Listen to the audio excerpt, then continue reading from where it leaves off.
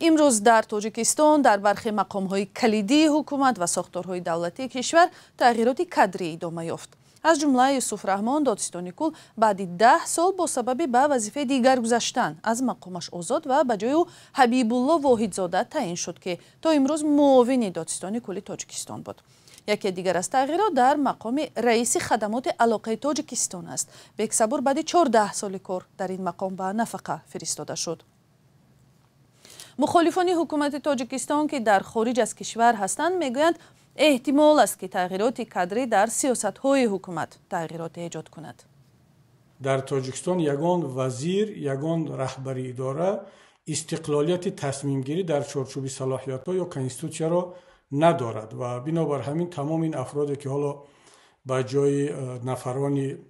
قبلی تعیین شدند، برای مثال دادستانی کل یا وزیر دفاع یا دیگر وزیران، اینا کسانی هستند که از داخل سیستم بیرون آمدند و طول سالهای طولانی در کار در داخل این سیستم اینها الکی میدانند که چی باید کرد، چگونه رفتار باید کرد تا اینکه نفر اول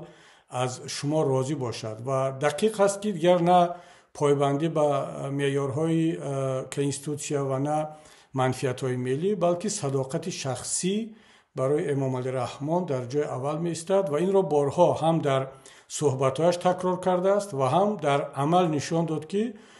کریتریا یا معیار اساسی برای انتخاب این یان کادر این صداقت شخصی و چشم پوشیدن از قانونشکنی‌هایی که از طرف یک شخص یا خانواده رخ می‌دهد. چه تغییراتی در تاجیکستان امروز بخصوص تغییرات کادری اگر نیاید متأسفانه وضعیت رو باز بد و بدتر خواهد کرد. و گفته شراف‌الدین گدایف رهبری یکی از سازمان‌های دیگری مخالف حکومت از تغییرات کادری حاصل زیاده نباید منتظر شد. همه ساختارهای دولتی در اساس استراتژی و منافعت‌های یک گروه علاهیده و یک خانواده فعالیت میکنند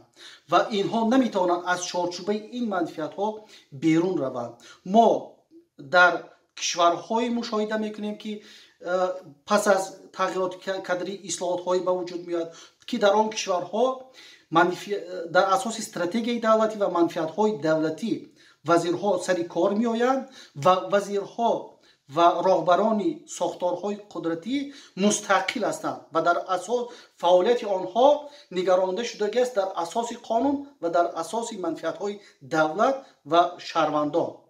و در تاجیکستان همه در اساس یک خانواده یا یک گروه ساخته شده است و بنابراین ما پس از این تغییرات هایی که در تاجیکستان صورت میگیرد هیچ چیز را باید انتظار نبود. دفتر مطبوعات پرزیدنت تاجیکستان همیشه با نشر خبرها درباره تغییرات کادری میگوید که پرزیدنت امام علی رحمان رهبران را از حساب متخصصان تجربه دار تعیین میکند تا در پیشرفت اقتصادی و اجتماعی کشور سهمگذار باشند. امروز اینچنین تغییرات دیگر برپا شد، از جمله با فرمان پرزیدنت گنرال امام علی صابرزاده به جای شیرعلی میرزا وزیر نو مدافع تاجیکستان تعیین گردید. صابرزاده 53 ساله است و تا این دم معاون اول وزیر مدافع و همزمان رئیس ستاد کل نیروهای مسلح تاجیکستان بود. شیرعلی میرزا بعد 12 سال کار در مقام وزیر دفاع به مقام سردار سریداره حفظ سری دولتی تعیین شده است. در زمان رهبری شیرعلی میرزا در وزارت دفاع سرباز شکار یا جلب مجبوری جوانان به ارتش و برخورد با آنها در قسم‌های نظامی داغ گشت. دعوت به اصلاح وضع در ارتش یکی از درخواست‌های دیرینه حامیان حقوق نظامیان در تاجیکستان می باشد.